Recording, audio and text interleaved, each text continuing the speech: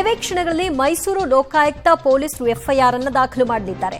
CM Siddaramaiah ಮತ್ತು ಕುಟುಂಬಕ್ಕೆ FIR ಆತಂಕ ಇದೀಗ ಮನೆ ಮಾಡಿದೆ. ಮೂಡಾ ಕೇಸ್ನಲ್ಲಿ ಸಿದ್ದರಾಮಯ್ಯ A1 ಆರೋಪಿ ಆಗುವ ಸಾಧ್ಯತೆ ಇದೆ.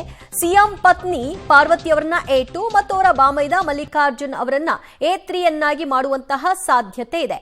ಈ ಬಗ್ಗೆ ಮತ್ತಷ್ಟು ಮಾಹಿತಿ ಕೊಡ್ತಾರೆ ನಮ್ಮ ಪ್ರತಿನಿಧಿ ಕೆಪಿ ನಾಗರಾಜ್. ಎಫ್ಐಆರ್ ದಾಖಲು ಪ್ರಕ್ರಿಯೆ ಈಗ ಎಲ್ಲಿಗೆ ಬಂದಿದೆ, ಏನು ಅಪ್ಡೇಟ್ ಸಿಗ್ತಾ ಇದೆ?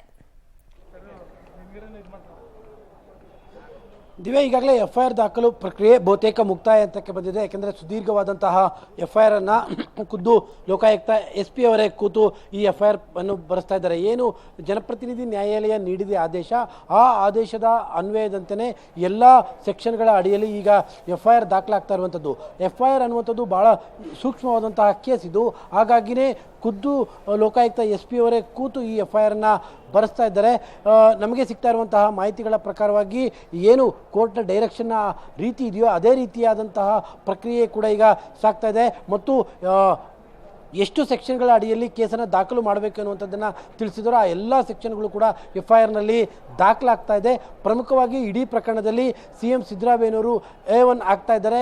A2 ಆಗಿ ಪಾರ್ವತಿ ಸಿದ್ದರಾಮಯ್ಯನವರು, ಜೊತೆಗೆ A3 ಆಗಿ ಸಿದ್ದರಾಮಯ್ಯನವರ ಬಾಮೈದ ಮತ್ತು A4 ಆಗಿ ಸಿದ್ದರಾಮಯ್ಯನವರ ಬಾಮೈದರಿಗೆ ಜಮೀನನ್ನು ಕೊಟ್ಟಂಥ ವ್ಯಕ್ತಿ. ಹೀಗೆ ಒಟ್ಟು 4 ಜನ ಪ್ಲಸ್ ಅದರ್ಸ್ ಆಗಿ ಎಫ್ಐಆರ್ ಬರೆಸಲಾಗ್ತಾ ಇದೆ. ಇನ್ನೇನು ಬಹುತೇಕ ಮುಕ್ತಾಯ ಹಂತಕ್ಕೆ ಎಫ್ಐಆರ್ ದಾಖಲು ಪ್ರಕ್ರಿಯೆ ಬಂದಿದೆ. ಬಹುತೇಕ ಇನ್ನೊಂದು ಅರ್ಧ ಮುಕ್ಕಾಲು ಗಂಟೆ ಒಳಗಡೆ, ಬಹುತೇಕ 3:30 ಅಂದರೆ 4 ಗಂಟೆ ಒಳಗ ಭಾಗದಲ್ಲೇ ಎಫ್ಐಆರ್ ಪ್ರಕ್ರಿಯೆ ಸಂಪೂರ್ಣವಾಗಿ ಆಗುತ್ತೆ. ಅಲ್ಲಿಗೆ ಮೈಸೂರಿನಲ್ಲಿ ಅಧಿಕೃತವಾಗಿ CM ಸಿದ್ದರಾಮಯ್ಯನವರ ವಿರುದ್ಧ ಪ್ರಮುಖವಾದಂತಹ ಪ್ರಕರಣದಲ್ಲಿ ಪ್ರಮುಖವಾದಂತಹ ಸೆಕ್ಷನ್ನಲ್ಲಿ ಇದೇ ಮೊದಲ ಬಾರಿಗೆ ಇಂಥದ್ದೊಂದು ಕೇಸ್ ದಾಖಲಾಗುವಂಥದ್ದು.